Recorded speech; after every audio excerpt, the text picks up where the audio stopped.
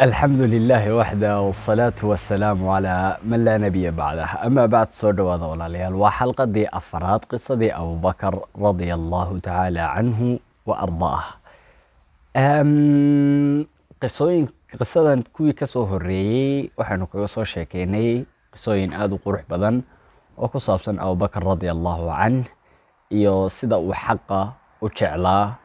xaqana ma garanaysay ugu dadaalayay kitaab kasta oo aad ka akhriso qisada abubakar radiallahu canh siduu ilaahay u ammaanay cid u ammaanaysa ama buug u ammaanaya arki maysid allah subxaanahu watacaala wuu ammaanay waxa uuna dhahay wasayujannabuha alatqaa ayuu bixiyey ka ugu taqwada badan ummadda nebi maxamed dadka allahu akbar haddii aad murugaysan tahay ama culays uu ku saaran yahay sadaqa la bax sababtoo ah alla waa kale suuratu leyl وأما من أعطى واتقى وصدق بالحسنى فسنيسره لليسرى كقع لبح وح ما قرنا ساي إلهنا كعب صدا صدق يستوح إلهي سبحانه وتعالى وحوليه فسنيسره لليسرى وان أخففينينا يعني وان أيسرينا وان أفضيدينينا نلوشا oo si fudud ayaa ma garanaysaa loola dhaqmayaa haddaad rabto inay noloshu kuu fududaato haddaad rabto inaad nolol fudud oo degan aad ku noolaato sadaqada calayka bisadaqa laakiinse marka aad gacan adeegto wa amaa man bakhila wastaghnaa wakadaba bilxusnaa fasanuyassiruhu lilcusraa ilaahay wuxuu leeyahay markaad qofka gacan adeega ee wax sadaqaysan waaya nolosha ayaan ku adkaynaynaa yacni si adag ayaa loola dhaqmayaa ilaahay ayaan ka magan galnay qur'aanka ilaahay subxaanahu watacaala qur'aanku wuu ammaanay abubakar radiallahu canh oo naartana waa laga xoreeyey sababtoo ah abubakar radiallahu canh xaqa ayuu ahaa nin u dadaalayay xaqa ayuu ahaa nin ma garanaysaa iska rabtaagayay xaqa ayuu ahaa nin rabay inuu soo daahiriyo oo uu bannaanka keeno oo uu guuleeyo علي بن أبي طالب رضي الله عنه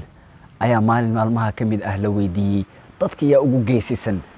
markaasaa wuxuu dhahay Abu Bakar radiyallahu anhu markaasay ku dhaheen adigan u maleynayay inaad dadku ugu geesisan tahay soo adigu ma aanu ahayn kii dhahay ana alladhi sammat li ummi haydara ani hooyaday waxay ii bixisay haydara yani libaax subhanallah ade meelan seefta iyo dagaalka iyo geesinimadaada soodiga adigu ma aha geesiga markaasuu dhahay laa wallaahi waxaa xasuustaa ayuu dhahay maalin maalmaha ka mid ah oo nebiga intay gaaladu dhexda gashteen uu midi halka hore ka soo tuurayo uu midi gujinayo uu midi ul ku riixayo uu midi tuurayo uu midi soo jiidayo oo dhexda gashteen gaaladii reer Quraysheed Nabi Maxamed sallallahu alayhi wasallam ayaa Abu Bakar meel shishe uu ka imaaday markaasuu dhahay ii baneeya markii loo baneeyo nabiga uu imaadayna dadkii waxa uu ku dhahay ataqtuluna rajulan an yaqula rabbi Allah warma waxaad dilaysaan nin dhahaya rabbigaygu waa Allah subxaanahu watacaala cuqbata ibnu abi mucayd ninkii aayaadka ilaahay ay ku soo degeen aayaadkii ma garanaysaa maalinta qiyaame uu ka shalayn doono ninkaasi wuxuu ka mid ahaa waaweynkii ma garanaysaa Quraysheed kab wuxuu xidhnaa ma garanaysaa adag oo kabihii berigaa la xidhan jiray hoosta aad ayay u adkaayeen intuu kabta saaray ayuu Abubakar wejiga kaga dhuftay oo dhiig baa wejigiisa qariya Abubakar radiyallahu anhu nabigu eegsuus xaq ugu dagaalamayay sida loo dhibay nabiga sallallahu alayhi wasallam si uu xaq u soo daahiriyo si laa ilaaha illa allah dadku u fahansiyo saas ayaa loo soo dhibay inagana maanta ma garanaysaa iyadoo dhibta diintii nagu soo gaadhay diintii dhulkeenu iska dhignay weenu ka talaabsanay xaq uu ma garanaysaa nafta uma horeyno Abubakar suula dadaalay nabiga eeg suuga diirnaxayna nabiga sallallahu alayhi eeg inaga laakiin waxba uma aragna hadii nabiga wax laga sheego waxba uma aragna hadii maanta dhan ma garanaysaa diintii xaq lagu xadgudbayo bal waaban iska sii noolaanayna annaga maxaa naga galay ilaahay baa diinta iska leh ilaahay diinta uu leeyahay haddana waxa la rabaa in waxay dadkani tusaale inoogu yihiin nabigii Abubakar radiyallahu anhu in xaqa aynu guuleyno in xaqa ma garanaysaa dhibkii doonaa noo soo gaadhay aan banaanka keeno in xaqa dartii aan u dagaalano aan u jihaatano waayo qofka xaqa wada jihaad ayuu ku jiraa dhayal iyo ma aha ma garanaysaa waxyaabo fudud wallahi ninka tagoon baa xaqa qaadi karaya ilaahay subxaanahu wa tacaala ha noo fudaydiyo abubakar radiyallahu can wajiga ayaa kabtay lagaga dhuftay markaasuu dhiiggii wejigiisa isqariyey uu miyir daboolmay uu suuxay kooma ayuu galay kadibna waa la qaado qaar tolkiisa ka mid ah ayaa qaaday guriga hooyadii ayay geeyeen waxayna u malaynayeen abubakar radiyallahu can inuu saa ku dhimanayo waxay hooyadii ku dhaheen ninkani inuu soo kacayana lama aha bal daryeel oo hadduu soo kacana noo soo sheeg iyagina intay cuqbo u soo noqdeen baa waxay ku dhaheen wallaahi abubakar tol buu ka dhashay rag buu ka dhashay haddii uu dhinto adigana ogow cuqbow waa laguu dilayaaye abubakar radiyallahu can markuu sidaa indhaha u kala qaaday wixii ugu horeysay hadalkii ugu horeeyey uu dhahay wuxuu ahaa kayfa xaalu rasuulillaah xaalka nebiga sala allahu calayhi wasalam waa sidee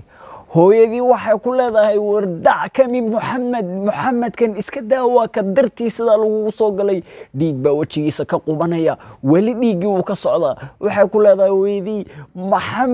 muxamedkan aad waa maxay ku qarweysaa aad ku hadraysaa ka dartii sida lagugu galay miyuunan ahayn dac kami muxamed markaasuu dhahay wallaahi waxba ma cunayo waxbana ma cabayo ilaa aan ogaado xaalka nebiga sala allahu calayhi wasalam sida uu yahay markaasaa hooyadii ay ku tiri waayahe maxaan sameeyaa markaasaa wuxuu ku dhahay u tag faatima bintu khataab cumar bin khataab radia allahu canh walaashii oo markaa muslim ahayd laakiin islaamnimadeeda qarsanaysay ayuu ku dhahay u tag faatima oo waxaad ku dhahdaa xaalka iigu yeedh kadib way soo kaxaysay faatima bintu khataab ayay soo kaxaysay nebi aan idhaahdee umulkhayr oo ahayd abubakar hooyadii markay u keentayna faatima wuxuu ku dhahay nebiga sal alla alay wasalam sidee ayuu yahay abubakar ayaa saa ku dhahay markaasay ku tiri hooyadaa baana arkaysa ma horteedaan isku khashifay inaan muslim ahay oo yani markaa waxay ahayd waktigii la qarsanayay diinta inaan lasoo bandhiganaynin deedna wuxuu ku dhahay tan waa hooyaday dhib ma laha ii sheeg nebiga xaalkiisa sidee ayuu yahay wuu fiican yahay bay ku tiri daaru arqamna uu joogaa kadib wuxuu ku dhahay iqaada oo nebiga sala allahu calayhi wasalam ii geeya waa la soo qaaday isagoo dhiigu ka durdurayo wejigiisa iyo madaxiisa dhiigu ka da'ayo ayaa la soo kaxeeyey kadibna nebiga markuu u imaaday hab ayuu siiyey hanii'an liabi bakr abubakar wallaahi aaday unooga nasiib badnaa nebiga sala allahu calayhi wasalam ayuu hab siiyey maanta inagoo dhan dhammaanteen waynu magaranaysaa yani ku rajo weynahay inaan maalin maalmaha ka mid ah nebiga sala allahu calayhi wasalam aan hab siino oo magaranaysaa aan laabta gelino laakiin abubakar xaq ayuu u lahaa inuu nebiga sala allahu calayhi wasalam hab siiyo sababtoo ah naftiisa ayuu u huray nebiga sala allahu calayhi wasalam oo dhiigganba wuxuu uga daadanayaa waxaasoo magaranaysaa rafaada u marayaaba waa nebiga sala allahu calayhi wasalam awgii wallaahi xaq ayuu u lahaa abubakar inuu nebiga hab siiyo eeg maanta imise magaranaysaa ayaa xaasas gurye isqaba oo gurye leh guriga markuu soo galo ninku buuq bay ku furaysaa xaaskiisu madaxay ka gelaysaa dhibaatadu bannaanka kala soo kulmay tu ka daran baaba guriga kusii sugaysaa dumarkana sidaas leeg ninkoodii markay guriga soo gasho ama ay is arkaanba buuq buu ku furayaa madaxuu ka gelayaa war aaway hab isa siintii aaway jacaylkii aaway isku dhimrintii aaway kalgacaylkii aaway naxariistii waxaasoo dhan aaway dadka asxaabta ah maanta asxaabtu maanta ma garanaysaa waa iska asxaabuun magaca karoon bay asxaab ka yihiin laakiin cid nafteeda u huraysa ma laha cid ma garanaysaa guulaynaysa ma laha cid ku dhahaysa war saaxiibkayow saaxiibkaabaan ahay xaqaan kula jecelahay ilaahay u soo noqo ma laha waxaynu arkaynaa saaxiibadeenoo ma garanaysaa beerta gelaya saaxiibadeenoo daroogo isticmaalaya saaxiibadeenoo ma garanaysaa yani qashin ku dhex jira haddana uma digayno ilaahay ugama cabsanayno ma waaninayno bal waxaa laga yaabaa inaan yani ku taageernaba waxaanay ku dhex jiraan subxaan allah aaway oofintii aaway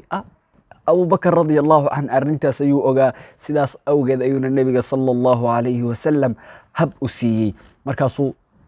abubakar radia allahu can hooyadiisaa u eegi markaasuu ku dhahay yaa rasuul allah hooyaday u bari ilaahay in uu soo hadeeyo oo ay soo islaamto kadibna nebigu sala allahu alayh wasalam waxa uu dhahay allaahumma hdi umma abaabakar. abubakar hooyadii buu u naxayaa. aawey arrintaasi maanta innaga halkee inaga joogtaa? waan dhoofaynaa, waan duulaynaa, waddanka waddan baan u gooshaynaa,